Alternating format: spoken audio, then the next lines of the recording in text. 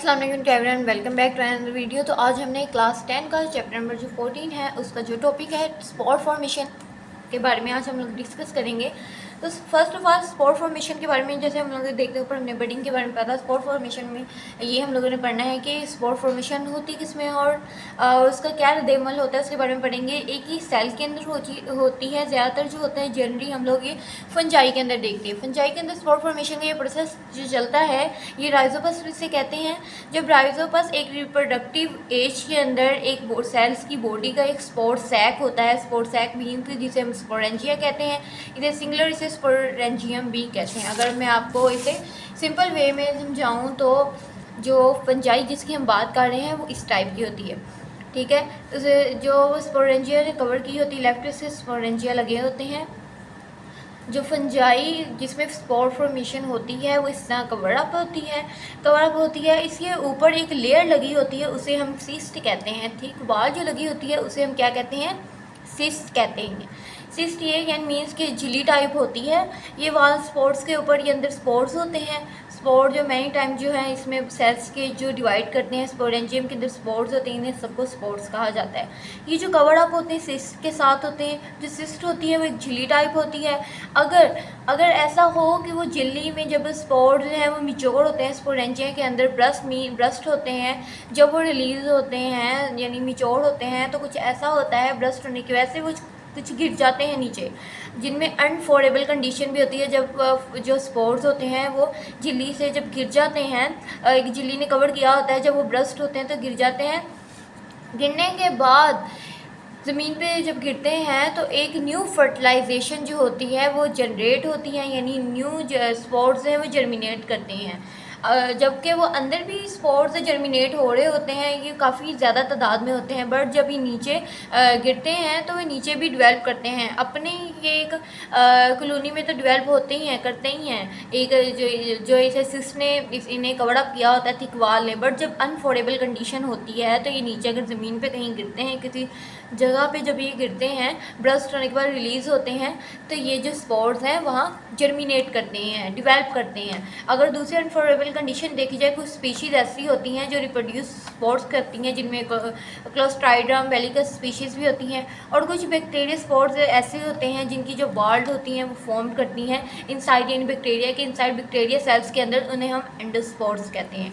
First मैं आपको simple way में अगर समझाऊँ तो हमने स्पोर फॉर्मेशन के बारे में पढ़ा। स्पोर फॉर्मेशन होती कैसे है इसे आप खुद ही बाद में बुक से रीड कर लेना।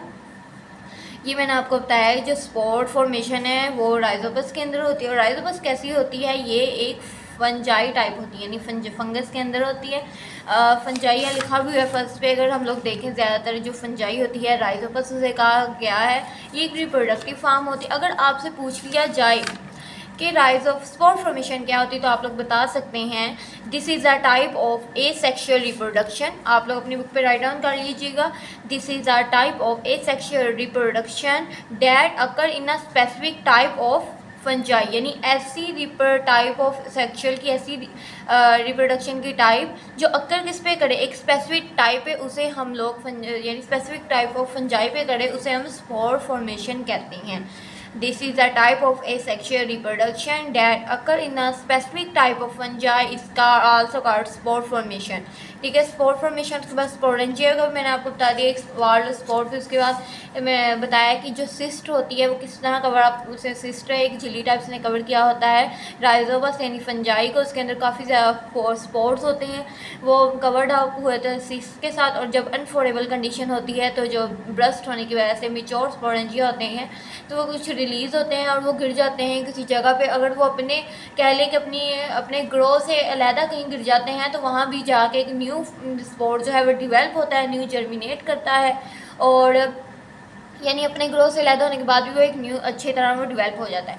नेक्स्ट जो हम लोगों ने पढ़ना है स्पोर फॉर्मेशन के बाद हम लोग पढ़ेंगे पार्थेनोजेनेसिस क्या होते हैं। अगर पार्थेनोजेनेसिस की मैं आपको एग्जांपल दूं तो हम लोग देखते हैं कि हनी कॉम के बारे में आप लोगों ने पढ़ा होगा। जो हनी कॉम है उसके अंदर एक क्वीन होती है जिसे हम लोग मलका कहते हैं, जो उस पूरे प्रोसेस को चला रही होती है, उनकी हेड होती है। उसके नीचे जितने भी होते हैं वो जो हनी कॉम को प्रोटेक्ट कर रहे होते हैं। जितने भी वर्कर्स होते हैं शहद के लिए काम यानी शहद बनाने के लिए शहद लेके आ रहे होते हैं, वो यानी शहद के जो प्रोसेस को जो सारा चलाते हैं उसके अंदर जो वर्कर्स लगे होते हैं, वो जो उनकी क्वीन होती है, वो सारे इन वर्कर्स को कह लें कि वर्कर्स को कहती हैं कि ये इस तरह काम करने सारी डील करती हैं कि जो वर्कर्स हैं वो हनी कॉम के अंदर सारा जो प्रोसेस से चलाते हैं, काम करते हैं, जबकि क्वीन जो होती है वो उनकी हेड होती है। इसमें ये प्रोसेस ऐसे होता है कि जब अगर आप लोग देखें कि जितने भी मेल और फीमेल गैमेट्स की बात करें तो मेल और फीमेल गैमेट्स भी उसके अंदर होते हैं, मेल भी होते हैं और फीमेल भी 20 लगी होती हैं। जबकि ये होता है कि जो क्वीन मलका होती है वो इतने ज़्यादा वो स्पर्म जो है प्रोड्यूस करती है। स्पर्म प्रोड्यूस करने के बाद जो कुछ ऐसे होते हैं कि उनकी वजह से इतनी ज़्यादा अल्लाह ताला की तरफ से ये होता है कि जो क्वीन है वो जब ये इतना स्पर्म जो एग प्रोड्यूस करती है, एग प्रोड्यूस करने के बाद वो जो आगे जो एग होते हैं वो डिवेल्प होते हैं, यानी उनकी जो जनरेशन है वो आगे उनकी पॉपुलेशन है बढ़ती जाती है। वो क्वीन के साइड पे सारा होता है, वो प्रोसेस चलाती है, वो इतनी तादाद में जो होते हैं एग वो प्रोड्यूस करती है।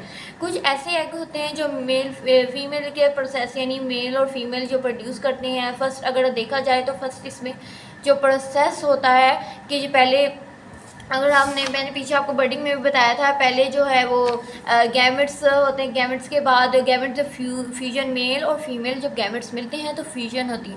फ्यूजन होने के बाद फर्टिलाइजेशन होती है। फर्टिलाइजेशन होने के बाद एक जाइगोट बनता है। जाइगोट जो होता है वो आगे डेवलप करता है। जाइगोट बनने के बाद इसी तरह जब कुछ मेल और फीमेल जो है अंदर उसके जो फ्यूजन होती है वो प्रोसेस ये है जो डेवलप करता है। बट जो कुछ ऐसे होते हैं जो स्पर्म प्रोड्यूस नहीं करते, जो मेल और फीमेल की जो फ्यूजन उनके अंदर पार्थेनोजेनेसिस के प्रोसेस में हनीकॉम्ब के अंदर नहीं होती, वैसे होता है कि अल्लाह ताला उस प्रोसेस को भी ज़ाया नहीं होने देता, वेस्ट नहीं होने देता। वो अगर उनमें फीमेल मेल की फ्यूजन नहीं हो रही, जो एग ऐसे हैं वो ज़ाया होने की बजाय अल्लाह ताला ने वो भी डेवलप अंदर करवा देते हैं कि कुछ ऐसे हैं कि जिनकी मेल और फीमेल की फ्यूजन हो रही है वो डेवलप कर रहे हैं। बाकी वो जो दूसरे जिनमें मेल की कह लें कि मेल की फ्यूजन नहीं हो रही, इनमें मेल और फीमेल की फ्यूजन नहीं हो रही ना, उन्हें ज़ाया होने के बजाय वो भी आगे जो है वो डेवलप कर जाते हैं, आगे प्रोड्यूस हो जाते हैं, उनका प्रोसेस ऐसे चल जाता है। अगर हम लोग देख लें कि पार्थेनोजेनेसिस होते हैं कि parthenogenesis is a consider form, asexual की ऐसी कंसीडर फार्म है जिसमें अनफर्टिलाइज एग जो हैं डेवलप करते हैं इनटू ऑफ स्प्रिंग के अंदर। जैसे कि मैंने आपको बताया कि जो फर्टिलाइज एग हैं वो डेवलप कर जाते हैं, जबकि अनफर्टिलाइज जो होते हैं, जो फ्यूजन जिनमें मेल और फीमेल की नहीं होती, वो भी एक ऑफ स्प्रिंग के अंदर डेवलप कर जाते हैं। अगर देखा जाए कि कुछ ऐसे मछलियाँ भी होती हैं, कह लें कि फ्रॉग्स भी होते हैं, इंसेक्ट्स भी होते हैं, इनमें भी ऐसा ही प्रोसेस होता है। अगर इनके मेल और फीमेल की फ्यूजन ना हो तो ये जो प्रोसेस होता है ये चलता ही जाता है। अगर इनमें मेल और फीमेल की फ्यूजन ना हो तो ये जो प्रोसेस होता है ये डेवलप कर जाता है। इसी तरह अगर हम लोग देख लें कि वेजिटेटिव प्रोपगेशन की बात करें, वेजिटेटिव प्रोपगेशन में भी बिल्कुल ऐसे ही होता है। उन्होंने बताया, अगर देखें ऊपर पार्थेनोजेनेसिस में बताया कि सिमिलरली हनीकॉम्ब जो है वो एग्स के जो हनीकॉम्ब के अंदर बहुत सारे एग्स हैं अनफर्टिलाइज होते हैं, बट वो डेवलप किसके कर हैप्लॉइड मेल्स यानी मेल्स के एग होते हैं जिनमें फीमेल की फ्यूजन नहीं होती, तो वो फिर भी पार्थेनोजेनेसिस के प्रोसेस से एक सेम टाइम पे वो जो एग्स हैं मेल बीज के वो फर्टिलाइज कर जाते हैं और डेवलप करते हैं डिप्लॉयड फीमेल्स में। बहुत सारी क्वींस, कुछ क्वींस बन जाती हैं और कुछ जो है वर्कर बीज में कह लें कि डिवाइड हो जाती है। इसी तरह वेजिटेटिव प्रोपगेशन की बात करें, वेजिटेटिव प्रोपगेशन में भी कुछ ऐसे रूट स्टेम्स लीव्स होते हैं जो उनमें भी पार्थेनोजेनेसिस का ये प्रोसेस जो चलता है वैसे ही चलता है। अगर आप लोग देख लें कि कुछ मेल और फीमेल गैमेट्स की अगर फ्यूजन नहीं हो रही प्लांट्स के अंदर, रूट्स के अंदर, लीव्स के अंदर, तो उसमें ये प्रोसेस हो जाता है कि कुछ ऐसे जो प्लांट्स हैं वो अनफर्टिलाइज हैं वो भी डेवलप कर जाते हैं। क्योंकि कुछ अगर आप लोगों ने देखे हैं उनमें फिर ये होता है कि जो वेजिटेबल आगे डेवलप करते हैं ना अनफर्टिलाइज है, फिर उनकी फर्टिलाइजेशन हो जाती है, उनके अंदर सीड्स नहीं होते। जब सीड्स नहीं होंगे तो उनकी फर्टिलाइजेशन कैसे होगी? बट जो अनफर्टिलाइज होते हैं स्पर्म्स होते हैं अल्लाह ताला की तरफ से, वो भी अल्लाह ताला वेस्ट नहीं होने देते। उस जो प्रोसेस है वो वेस्ट नहीं होता नेचुरली तौर पर, और फिर जो उसके अंदर जो वेजिटेबल हैं वो ग्रो करते हैं। जितने भी आर्टिफिशियल टाइप है उसके अंदर फिर क्या कहते हैं कि बीज उनका नहीं होता, वो बीज के बगैर, कह लें सीड के बगैर ग्रो करते हैं। जिनमें आ जाता है, अगर हम लोग पढ़ लें उनमें ये नीचे आपको बताए होंगे। जिंजर भी बताया हुआ है। जिंजर के बाद फॉर्म ऑफ क्लोक्लिसिया and stems tuber of potato के बारे में अनियन के बारे में बताया हुआ है। ये है वेजिटेटिव नेचर वेजिटेटिव प्रोपगेशन के बारे में। फर्स्ट जो मैंने आपको बताया है कि जब हम लोग किसी parts of stems of leaves की न्यू प्रोपगेशन होती है तो प्रोसेस को हम वेजिटेटिव प्रोडक्शन भी रिप्रोडक्शन भी कहते हैं, वेजिटेटिव प्रोपगेशन भी कहते हैं। ज़्यादातर नेचुरली अकर होता है और कैन आल्सो बी ब्रॉट इसे अबाउट आर्टिफिशियल भी लोग कर लेते हैं। आज हम लोगों ने अपने 2 टॉपिक पर स्पोर फॉर्मेशन के बारे में बताया। ये एक सिंपल था, ये एक अलग सेपरेट था, बट पार्थेनोजेनेसिस और वेजिटेटिव प्रोपगेशन जो है ये मिलता जुलता ही था।